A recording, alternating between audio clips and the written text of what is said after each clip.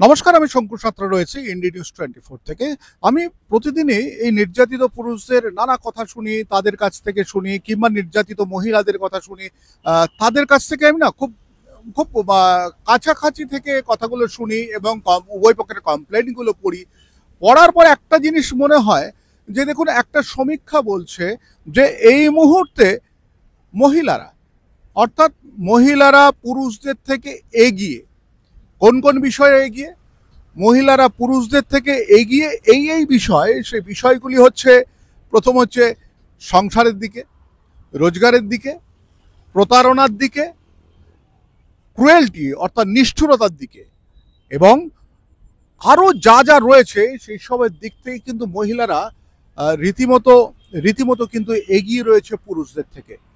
আমি আপনাদেরকে বলি যে দেখুন, আমরা ইদানিংকালে বিভিন্নভাবে দেখছি যখন কমপ্লেন করছে মহিলারা, তখন দেখছি মহিলারা কমপ্লেন করছে স্বামীর এগেনস্টে। সেই কমপ্লেনের মধ্যে প্রচুর ভ্রান্তি রয়েছে, যেই ভ্রান্তিগুলোর ফলে তাদের যে 498 মামলাটি হয়, সেই কিংবা ডিভি অ্যাক্টের মামলাটি হয়, সেই মামলা কিন্তু শেষ হয়ে যায়। আর চিন্তা করতে পারবেন না এতটা ক্রুয়েলটি। এরকম প্রচুর মহিলাকে দেখেছি যারা স্বামী ছেড়ে অন্যের সঙ্গে সহবাস করছেন, মানে একসঙ্গে থাকছেন।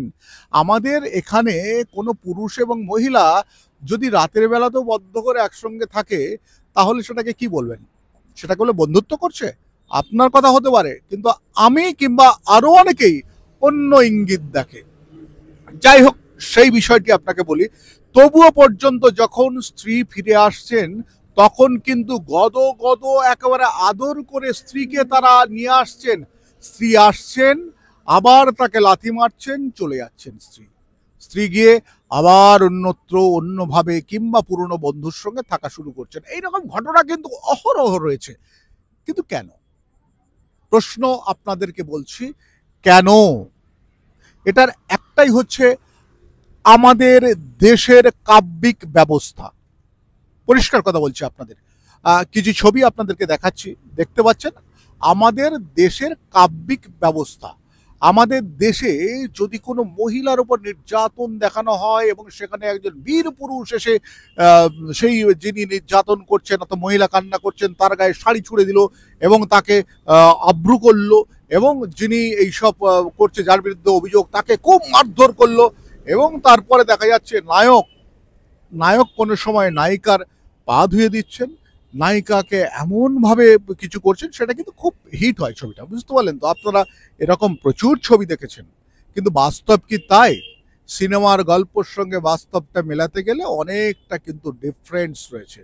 কারণ আমরা ছেলেরা বেশিরভাগ সময় কি করি জানেন? মেয়েদের মন জুগিয়ে চলি।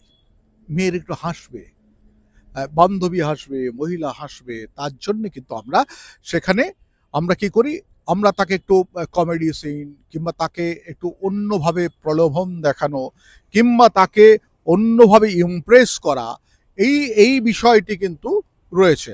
যেমন আমি আমি আমি আপনাদের একেবারে আমাদের ইন্ডিয়ান লোকের কথা বলছি। আমি একবার থাইল্যান্ডে, আমি প্যাটায়াতে সি বিচ রোডে দাঁড়িয়ে রয়েছি।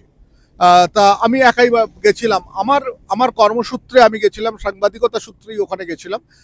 তা ওখানে দাঁড়িয়ে রয়েছে, হঠাৎ করে কয়েকজন ইন্ডিয়ান, তারা যখন ওখান দিয়ে যাচ্ছে, তারা হিন্দি ভাষী, তারা বলছেন চল না লড়কিকে পটা লেতে হ্যাঁ। মানে কি? ওখানে বিচ রোডে আপনারা যারাই গেছেন তারাই জানেন যে ওটা হচ্ছে টোটাল ব্রথেল এরিয়া। ওখানে আপনি টাকা দিলে পেয়ে যাবেন, মহিলাদের পাবেন, তাদের সঙ্গ পাবেন, তারা আপনার সঙ্গে হোটেলে যাবে, এইসব বিষয় রয়েছে। পটালেতে মানে কি, আমাদের মানসিকতা কোথায় রয়েছে?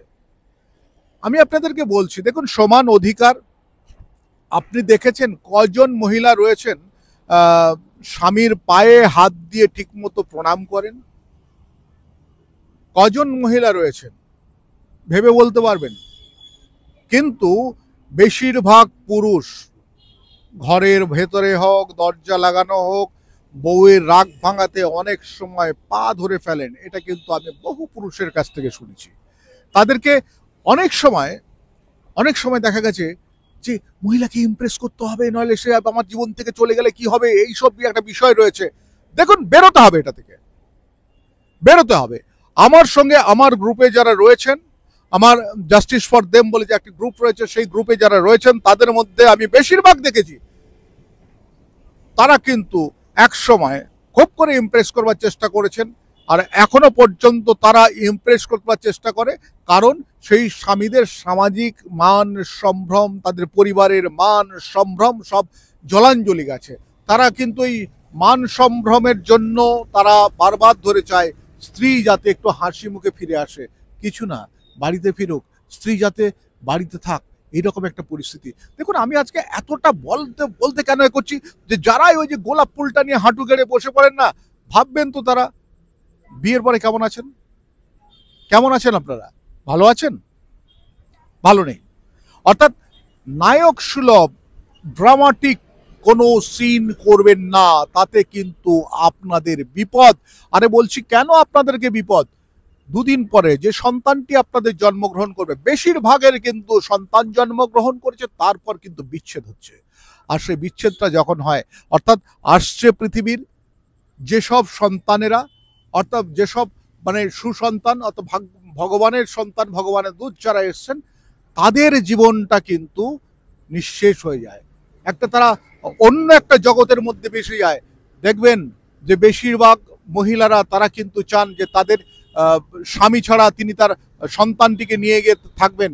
বেশিরভাগ মহিলারা সন্তানকে কাস্টডি নিয়ে নেন, একটাই কারণ, সন্তানকে কাস্টডি নিলে বেশি টাকা পাওয়া যায়, তার জন্য।